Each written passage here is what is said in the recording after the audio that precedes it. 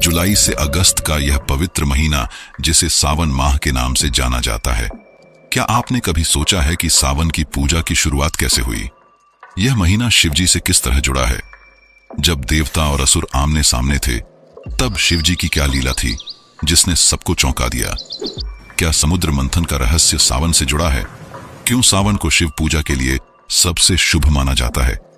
शिवजी के कई भव्य रूपों में से एक नटराज रूप जिसमें वे नृत्य करते हैं, क्या इस रूप का कोई गहरा संबंध सावन से है? सावन के पहले सोमवार का क्या महत्व है? क्या आप जानते हैं कि पार्वती माता ने सावन के महीने में सोमवार को व्रत रखकर शिवजी को प्रसन्न किया था, जिससे उनका विवाह हुआ? भगवान ब्रह्मा और विष्णु के बीच जो संवाद हुआ था, जिसके बाद शिवजी ने अपना सच्चा स्वरूप दिखाया और शिवलिंग की पूजा का आरंभ हुआ। आज मैं आपको एक ऐसी यात्रा में लेकर जाऊंगा जो रोमांच और रहस्यों से भरी है। इस वीडियो में आप जानेंगे कि क्या है समुद्र मंथन और सावन का रिश्ता। कहा जाता है कि सावन के महीने में अगर शिवजी की आराधना की जाए तो जीवन के सारे कष्ट मिट जाते हैं। एक ऐसी ही कथा है जो आज आप सुनने जा रहे हैं। यह कोई साधारण कथा नहीं होने वाली। इसमें आप जानेंगे कि देवों के देव महादेव रक्षक भी हो सकते हैं और विनाशक भी, साधु भी हो सकते हैं और नर्तक भी। वेद पुराण में लिखा है कि अगर किसी भी कथा को मन से पूरा सुना जाए और भगवान शिव की आराधना से उसका फल पूरी तरह से प्राप्त हो जाता है, तो कथा पूरी जरूर सुने। लेकिन अगर आप चैनल पर नए हैं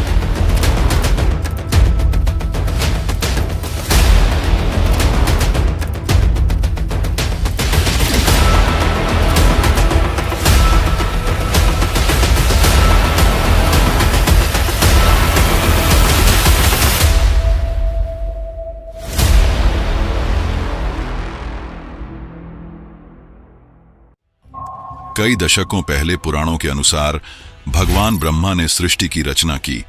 संसार अभी नया था, लेकिन एक युद्ध जिसका कभी कोई अंत नहीं हुआ। देवता और असुर आपस में लड़ते रहते, देवता अच्छाई के लिए और असुर बुराई के लिए। कई देवताओं को यह डर लगने लगा कि वे असुरों से हार जाएंगे, तो वे सब भगवान विष्णु के पास गए और बोले, हमें बचाओ, नहीं तो हम हार जाएंगे। विष्णु जी मुस्कुराए और उन्हें अमृत के बारे में बताया। डरने की बात नहीं है, आप सभी देवताओं को अमृत की आवश्यकता है।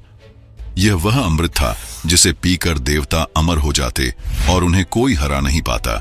लेकिन अमृत समुद्र की गहराइयों में छिपा हुआ था और भगवान विष्णु ने अमृत को निकालने के लिए समुद्र को मथने को कहा। समुद्र को मथना कोई आसान कार्य नहीं था। विष्णु जी ने देवताओं को यह सुझाव दिया कि वे सब असुरों की सहायता लें और उनसे कहें कि अगर असुर समुद्र मंथन में हमारी सहायता करेंगे तो अमृत में एक हिस्सा उन्हें भी दिया जाएगा। सभी देवताओं को बात समझ आ गई और वे सब असुरों के पास गए। उन्हें समुद्र मथने और अमृत को कैसे समुद्र की गहराइयों से निकालने का सुझाव दिया।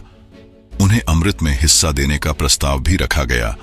असुर लालची थे। अमृत का नाम सुनते ही उनके मुंह में पानी आ गया और वे तैयार हो गए। तो इस तरह देवता और असुर समुद्र मंथन के लिए तैयार हुए।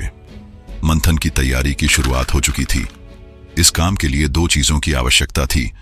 पहली एक बड़ी सी मथनी और दूसरी एक मजबूत रस्सी। मथनी के लिए मंदराचल नाम का पहाड़ चुना गया। यह पहाड़ इतना बड़ा और भारी था कि इसे उठाना देवताओं के लिए भी मुश्किल था। रस्सी के लिए वासुकी नामक एक बड़े से सांप को चुना गया। हर किसी को अमृत का लालच था और उसी लालच में वासुकी भी था। उसने अमृत में हिस्सा मांगा और मदद करने को तैयार हो गया। सभी असुरों और देवताओं ने मिलकर मंदराचल को समुद्र के बीच में रखा।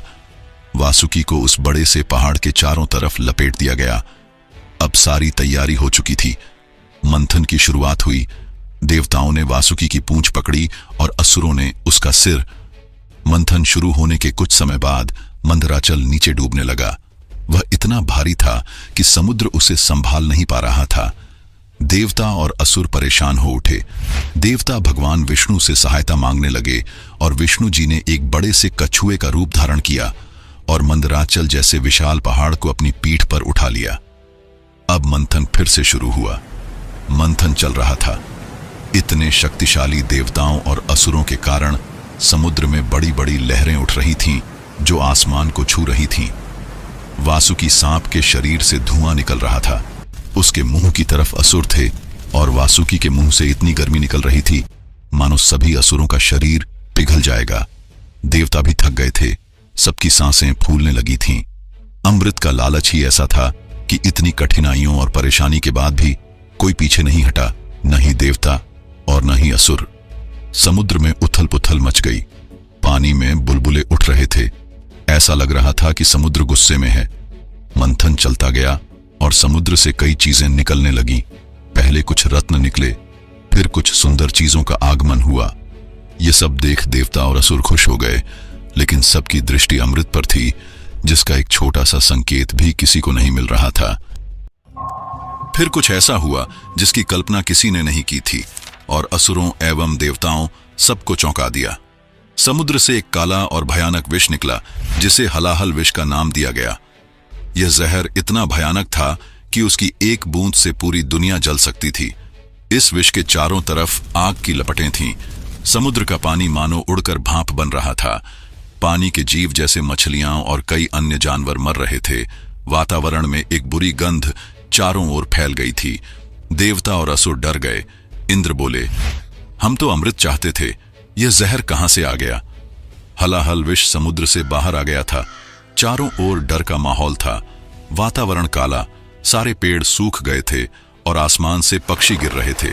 धरती जलने लगी थी और असुर सभी देवताओं को दोष देने लगे थे कि यह सारी गलती उनकी है। उनकी वजह से हम भी खतरे में आ गए। विष का असर धीरे धीरे बढ़ता जा रहा था।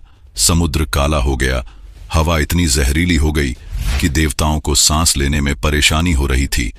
तभी इंद्रदेव ने सभी को इकट्ठा किया और कहा कि हमें महादेव की सहायता लेनी चाहिए। चाहे वो असुर हो या फिर कोई देवता, सब के सब सहायता के लिए महादेव को पुकारने लगे। हे महादेव,